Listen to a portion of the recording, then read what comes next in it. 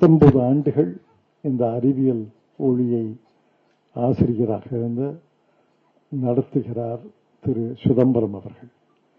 3000 பிரதிகள் தான் விற்கின்றன என்று சொன்னார். அது ஒரு வகையிலே அவருக்கு மகிழ்ச்சியாக இருக்கும். ஆனால் எனக்கு ஒரு வகையிலே வருத்தம். 3000 பிரதிகள் தானே விற்கிறதா என்றால் எப்படி அறிவியல் பரவும் என்று எனக்கு தெரியவில்லை.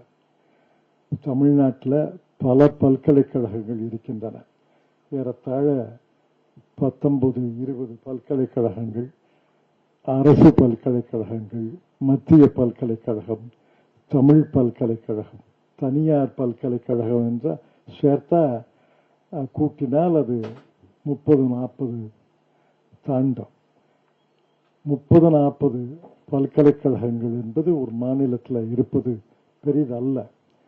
அமெரிக்கா போன்ற நாடுகளில் ஒரு மாநிலத்திலேயே பல பல்கலைக்கழகங்கள் இருக்கின்றன.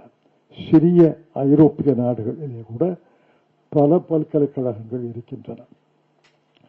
பொது பல்கலைக்கழகங்கள் குறிப்பான சிறப்பான ஒரு பாடத்துக்கு ஒரு பொருளுக்காக பல்கலைக்கழகம் என்று பல பல்கலைக்கழகங்கள் இருக்கின்றன. அதை போன்ற பல பல்கலைக்கழகங்கள், அரசு பல்கலைக்கழகங்கள், மத்திய அரசு பல்கலைக்கழகங்கள், தனியார் பல்கலைக்கழகங்கள் வருவதை நான் வரவேற்கிறேன். ஆனால் அவர்களெல்லாம் இந்திய மொழிகளிலே அக்கறை செலுத்த வேண்டும். பேராசிரியர் சண்முகசுந்தரம் அவர்களை கேட்டேன், இவ்வளவு நல்லா பேசுறீங்களே, அண்ணா பல்கலைக்கழகத்தில் வகுப்பு நடத்தும் போது பயிற்சி மொழி தமிழா ஆங்கிலமா அல்லது மணிப்பிரவாளமா என்று கேட்டேன். ஆங்கிலத்தில் தான் அப்படின்னு சொன்னார். ஆங்கிலத்தில் சொல்வதில் தவறு கிடையாது. என்னை பொறுத்தவரையில் ஆங்கிலத்தில் தான் என்னால் அறிவியல் போன்ற பொருள்களை ஈர்த்து கொள்ள முடியும். அது நான் வளர்ந்த சூழ்நிலை. ஆனால் பெரும்பகுதி மாணவர்கள், ஏறத்தாழ 85-90% மாணவர்கள், அவர்கள் வளர்ந்த சூழ்நிலை அந்த தாய்மொழியில தான் ஈர்க்க முடியும். உங்களுக்கே தெரியும், ஆங்கிலம் மட்டும் பாடமாக இருந்தால் மட்டும் போதாது. ஆங்கிலம் பாடமாக இருந்தாலும் பல பேர் ஆங்கில வகுப்புக்கு பிறகு பள்ளிக்கூடத்துக்கு வளாகத்துக்கு தாண்டி தாய்மொழியில தான் பேசுறாங்க. இப்ப வழக்கறிஞராக நான் பணியாற்றுகிறேன். வழக்கு நீதிமன்றத்தில் கூட உச்ச நீதிமன்றம் என்று இருந்தால் உச்ச நீதிமன்றத்தில் மொழி ஆங்கிலம்தான். எல்லா வாதங்களும் ஆங்கிலத்தில் தான் இருக்க வேண்டும். எல்லா தீர்ப்புகளும் ஆங்கிலத்தில் தான் இருக்கும். ஒரு 20-30 ஆண்டுகளுக்கு முன்னாடி வழக்கறிஞர்கள் மத்தியில் உரையாடும் போது உச்ச நீதிமன்ற நீதிபதி மன்றத்துக்கு வெளியே உரையாடும் போது ஆங்கிலத்தில் தான் பேசினாங்க. இப்ப இந்தியில தான் பேசுறாங்க. பெரும்பகுதி இந்தியில தான் பேசுறாங்க. ஒருவேளை சட்ட மொழியில பேச வேண்டும் என்றால் ஆங்கில சொற்களை கலந்து பேசுகிறார்கள். ஆனால் உரையாடும் போது எந்த வழக்கு, எந்த நீதிமன்றத்தில் வழக்கு நடக்குது, எந்த வழக்குக்கு போறீங்க அப்படின்னா இந்தியில தான் பேசுறாங்க. அது இயல்புதான். தாய்மொழியில ஒரு பொருளை சொல்ல முடியாது என்பதை நான் ஏற்றுக்கொண்டதே கிடையாது. தாய்மொழியில ஒரு பொருளை சொல்ல முடியும். குறிப்பாக அறிவியல் பொருள்களை சொல்ல முடியும். ஆனால் நம்ம தயங்குவதற்கு காரணம் அந்த பழக்கம் வழக்கம் தான். ஆங்கிலம் வேண்டாம் என்று சொல்லவில்லை. ஆங்கிலம் வேண்டாம்னா என்னால் புதிய பொருள்களை கற்கவே முடியாது. தமிழ் படிப்பேன், தமிழ் எழுதுவேன். ஆனால் புதிய பொருளை ஈர்ப்பதற்கு, உள்வாங்கிக் கொள்வதற்கு எனக்கு ஆங்கிலம் தான் தேவைப்படுகிறது. ஆனால் 100க்கு 90 பேருக்கு தாய்மொழி தான் தேவைப்படுகிறது, தாய்மொழி தான் பயன்படுகிறது. ஒரு தாய்மொழியில அறிவியல் பொருள்களை சொல்ல முடியாது என்பதற்கு மறுப்பு சான்றுகள் சீனா, ரஷ்யா, ஜெர்மன் நாடுகள் தான் சான்றுகள். ஸ்பானிஷ் மொழி உலகத்தில் ஆங்கிலத்துக்கு பிறகு மிக மிக பரவலாக பேசக்கூடிய மொழி ஸ்பானிஷ் மொழி. தென் அமெரிக்காவில் உள்ள எல்லா நாடுகளிலையும் ஸ்பானிஷ் பேசப்படுகிறது. ஸ்பெயின்ல ஸ்பானிஷ் பேசப்படுகிறது. போர்ச்சுகலில் ஸ்பானிஷ்ல இருந்து மழுவிய மொழி பேசப்படுகிறது. பல பழைய காலனி நாடுகளில் நம்ம இந்தியாவில் எப்படி ஆங்கிலத்தை பயன்படுத்துகிறோமோ, இங்கே பிரிட்டிஷ் காலனியாக இருந்ததால் ஆங்கிலத்தில் பயன்படுத்துகிறோமோ, பிரெஞ்சு காலனியர்களாக இருந்த நாடுகள் பிரெஞ்சு மொழியைத்தான் பயன்படுத்துகிறார்கள். ஸ்பானிஷ் நாட்டினுடைய காலனிகளாக இருந்த நாடுகள் ஸ்பானிஷைத்தான் பயன்படுத்துகிறார்கள். அவர்களெல்லாம் அவர்கள் நாட்டு மொழியில, தாய்மொழியில ஒரு அறிவியலை புரிந்து கொள்ள, உள்வாங்கிக் கொள்ள, எழுத முடிய, சொல்ல முடிய, பேச முடிய, ஆராய்ச்சி செய்ய முடியும் என்றால் இந்தியாவிலேயும் தாய்மொழிகளில் பண்ண முடியும். அது ஒன்றும் சந்தேகமே கிடையாது. இப்ப திரு அப்துல் கலாம் அவர்கள், டாக்டர் அப்துல் கலாம் அவர்கள் தமிழ்ல தானே படிச்சாரு.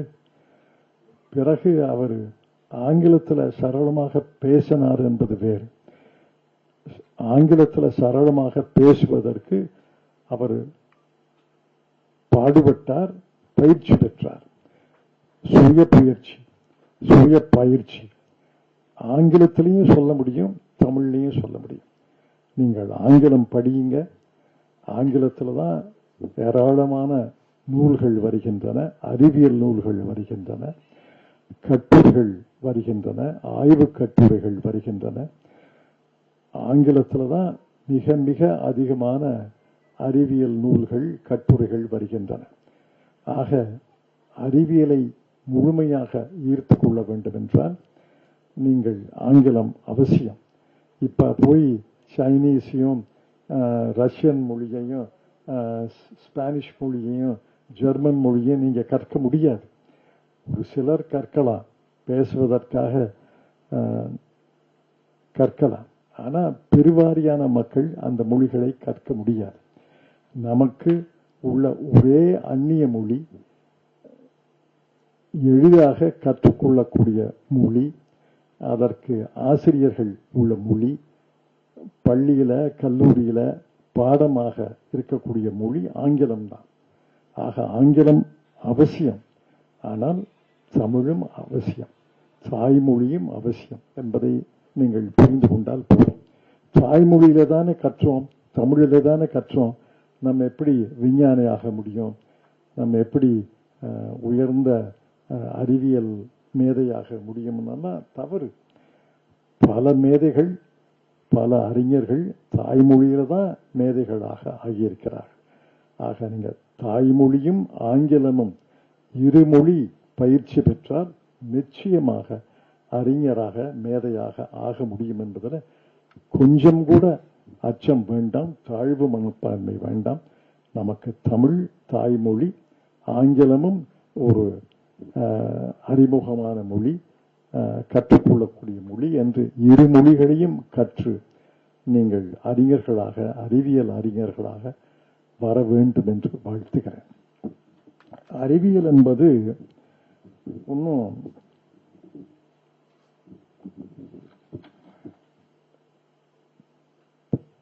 புதுமையான அல்லது சிரமப்பட்டு அதை கற்றுக்கொள்ள வேண்டிய அவசியம் இல்லை. அறிவியல் என்பது இயற்கையிலே இருக்கிறது. உதாரணத்துக்கு இந்த அறிவியல் ஒளியினுடைய கடைசி இதழில் ஒரு குறிப்பு வந்திருக்கு. ஒரு குறிப்பில் ஒரு அறிவியல் மேதை சொல்கிறார்,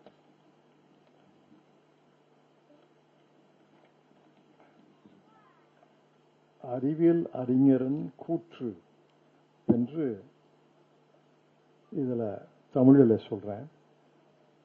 கணிதவியலாளர் ஒருவர் விதிகளை தாமே வகுத்துக் கொள்ளும் ஒரு விளையாட்டை விளையாடுகிறார். Mathematician designs his own steps and formula and hypothesis. அதே வேளையில் இயற்பியலாளர் ஒருவர் விதிகள் இயற்கையாலேயே வழங்கப்பட்டிருக்கும் என்ற விளையாட்டை விளையாடுகிறார். Physicist plays a game in which the rules are provided by nature. அப்ப இந்த ஏஎம் டிராக் என்ற அறிவியல் அறிஞர் முடிக்கிறார். ஆனால் காலம் செல்ல செல்ல கணிதவியலாளருக்கும் சுவாரஸ்யமாக தோன்றும் விதிகள் அனைத்தும் இயற்கை தேர்ந்தெடுத்துள்ள விதிகளை தான் என்பது மேலும் மேலும் தெளிவாகிறது. As time goes, it becomes increasingly evident that the rules which the mathematician finds interesting are the same as those which nature has chosen. இயற்கையில என்ன இருக்கோ அதைத்தான் எல்லாரும் கண்டுபிடிக்கிறோம். இயற்கையில இருப்பதை கண்டுபிடிக்கிறதுக்கே பல ஆயிரம் காலம் ஆகும். ஆக இயற்கையில புதைந்து இருக்கக்கூடிய உண்மைகளை கண்டுபிடிப்பதுதான் அறிவியல். அந்த அறிவியலுக்காக அறிவியல் ஒளியை 19 ஆண்டுகளாக நடத்தி வரக்கூடிய திரு சிதம்பரம் அவர்களை நான் பாராட்டுகிறேன். இந்த அறிவியல் ஒளியினுடைய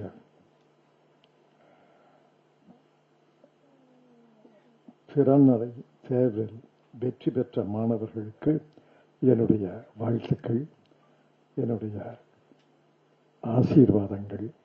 தொடர்ந்து அறிவியல் துறையில ஒரு 100க்கு 10 மாணவர்களாக தொடர்ந்து ஈடுபட்டாதான் வாழ்க்கை முழுவதும் அறிவியல் பாதையிலே, அறிவியல் கண்டுபிடிப்புகளே, அறிவியல் அறிவில முழு நம்பிக்கை, முழு கவனத்தை செலுத்து ஒரு 100க்கு 10 மாணவர்களாக இருந்தால்தான் அது அறிவியல் சார்ந்த சமுதாயமாக ஆகும். அறிவியல் சார்ந்த சமுதாயம் என்றால் மொழி, இலக்கியம், விளையாட்டு இதையெல்லாம் புறக்கணிக்க வேண்டிய அவசியம் இல்லை. நம்முடைய நாடு மக்கள் தொகை மிக அதிகமான நாடு. ஒவ்வொரு தலைமுறையும் நூற்றுக்கணக்கான லட்சக்கணக்கான இளைஞர்களை உருவாக்குகிறது, லட்சக்கணக்கான மாணவர்களை உருவாக்குகிறது. அதுல சிலராவது ஒரு 10% அறிவியலுக்காக தங்களை அர்ப்பணித்துக் கொள்ள வேண்டும் என்பதுதான் என்னுடைய வேண்டுகோள்.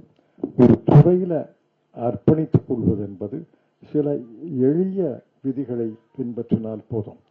அத பேராசிரியர் சண்முக சுந்தரம் சொன்னார்கள், திரு ஆசிரியர் திரு சிதம்பரம் அவர்கள் சொன்னார்கள். எளிய விதிகள் தான். நேரம் தவறாமை, கவனம் சிதறாமை, அதை புரிந்து கொள்ள முடியாவிட்டால் புரிந்து கொள்ளக்கூடிய வகையில புரிய வைக்கிறவிடம் கேட்கணும். அதுல ஒன்றும் கூச்சம் நாச்சம் கிடையாது. ஒரு ஆசிரியரை பார்த்து எனக்கு புரியல, எனக்கு சொல்லிக் கொடுங்க அப்படின்னு சொல்றதுல ஒன்றும் அதிசயம் இல்லை. எனக்கே பல திருக்குறள் குறளை படிச்சா புரியாது, அந்த பொருளுடையும் படித்தாலும் புரியாது. அப்புறம் யாருக்காவது எனக்கு தெரிந்த தமிழ் நண்பர்களுக்கு கேட்டு இது என்ன பொருள், உண்மையான பொருள் என்ன அப்படின்னு கேட்டுக்கிறதில்ல. ஒன்றும் தவறு கிடையாது. நம்மளால தெரிஞ்சு கொள்ள முடிய இப்ப செயற்கை நுண்ணறிவு வந்தது. சாட் ஜிபிடியில போட்டா உண்மை வரும் என்று சொல்ல மாட்டேன், ஆனா ஒரு செய்தி வரும், ஒரு பதில் வரும். அதுல இருந்து சில புரிஞ்சு கொள்ளலாம். ஆக நமக்கு தெரியாத விஷயங்களை, நமக்கு தெரியாத விஷயங்களை ஆசிரியர் போன்ற ஸ்தானங்களிலே, இடங்களிலே இருப்பவர்களிடம் கேட்பதில் ஒன்றும் எந்த தயக்கமும் எந்த கூச்சமும் இருக்கக்கூடாது.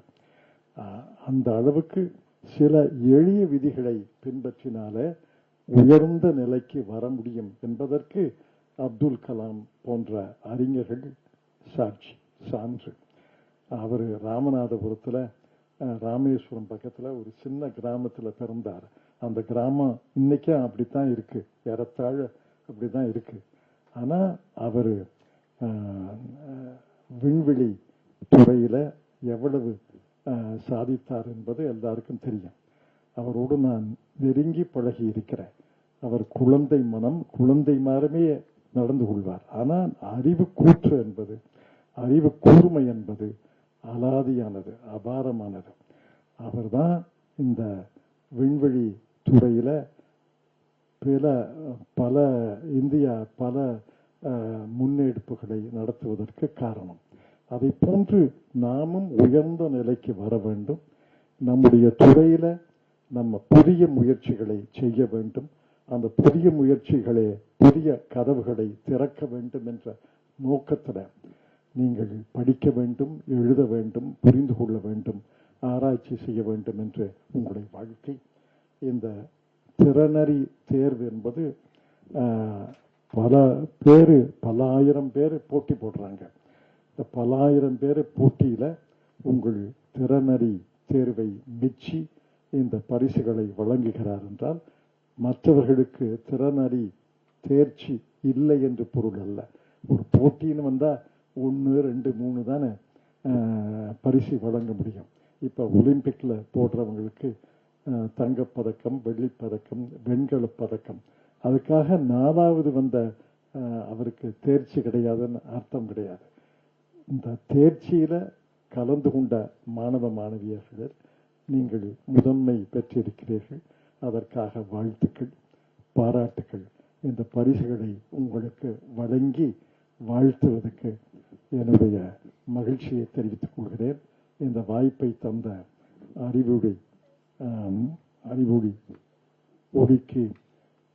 அறிவியல் ஒளிக்கு என்னுடைய நன்றியை தெரிவித்து விடைபெற்றுக் கொள்கிறேன். வணக்கம்.